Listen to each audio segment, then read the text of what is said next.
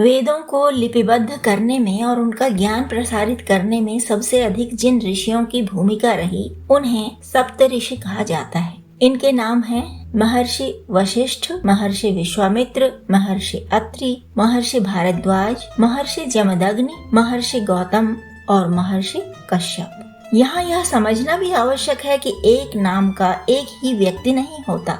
जो लोग ऊंचा नाम कमाते हैं उनके जैसा नाम बहुत से लोग रख लेते हैं। समान नाम वाले कई लोग ऊंचाइयों तक भी पहुंच सकते हैं। ऐसा कई राजवंशों में भी देखा गया है कि दादा का नाम ही पोते का नाम भी रखा गया। जैसे कि होलकर वंश के महान शक्तिशाली मल्हार राव थे, उनके बाद उनके पोते का नाम भी मल्हार राव रखा गया था।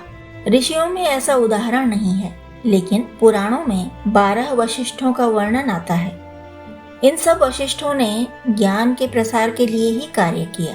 आश्रम चलाए, ज्ञान बांटा, बोलकर और लिखकर सदियों तक जनता का बौद्धिक स्तर ऊंचा उठाते रहे वे। इक्ष्वाकु वंश के गुरु का नाम भी वशिष्ठ था। इन्हीं राजपुरोहित ने भगवान राम का जात कर्म, चौल कर्म, यज्ञोपवीत और विवाह करवाया था।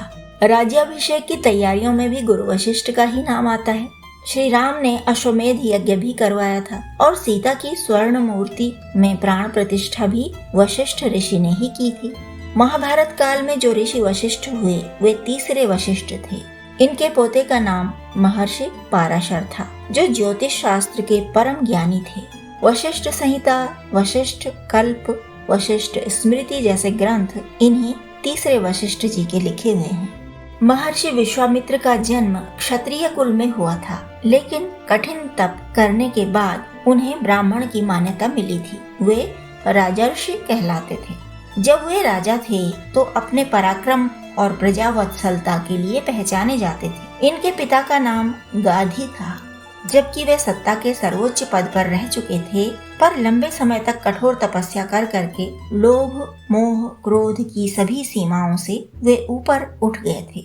गायत्री मंत्र का ज्ञान सर्वप्रथम इन्हें ही मिला था और फिर उनके माध्यम से आगे प्रसारित हुआ था। यह ब्रह्मा जी के मानस पुत्र थे महर्षि अत्रि। ऋग्वेद में इनका सबसे अधिक उल्लेख है। इनकी पत्नी अनुसुईया भी कठोर तपस्विनी थी, जिनका नाम विश्वविख्यात 16 सतियों में लिया जाता है। चित्रकूट में इनका आश्रम था, जहाँ श्री राम ने वनवास के समय विश्राम किया था। सीता जी से अनुसुईया का संवाद बहुत ही लोकप्रिय है। महर्षि अत्रि के वंशजों ने सिंधु पार जाकर वैदिक संस्कृति का प्रसार किया था। अत्रियों के कारण ही अग्नि पूजा का विधान ईरान तक गया।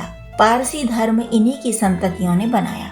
भारद्वाज ऋषि व्याकरण के नियम बनाने वालों और इसे समझाने वालों में प्रमुख हैं। इंद्र से इन्होंने आयुर्वेद का ज्ञान पाया था। पांडवों कौरवों के गुरु द्रोणाचार्य इनके पुत्र थे।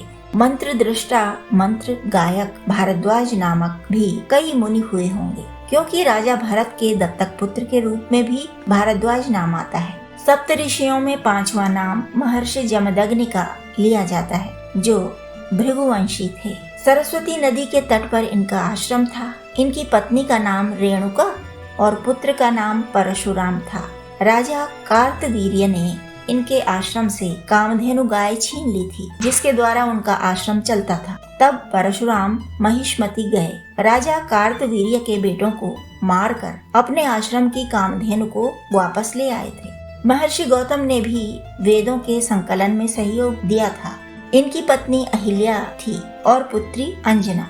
प्रभु राम के अनन्य भक्त हनुमान जी के नाना थे महर्षि गौतम। इन्होंने त्र्यंबकेश्वर में कठोर तपस्या की थी। 7वां नाम महर्षि कश्यप का है। ऋषियों के नाम हम किसी भी क्रम में ले सकते हैं। इनमें वरिष्ठता कनिष्ठता का भेद नहीं किया जाता। सातों ने बड़े बड़े आश्रम चलाए और अपने जीवन में हजारों हजार ज्ञानी शिष्य तैयार किए।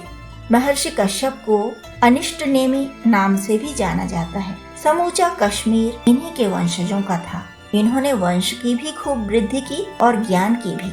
इन्हें सुर असुरों का मूल पुरुष भी कहा जाता है। स्मृति ग्रंथों की रचना में इनका सबसे बड़ा हाथ रहा।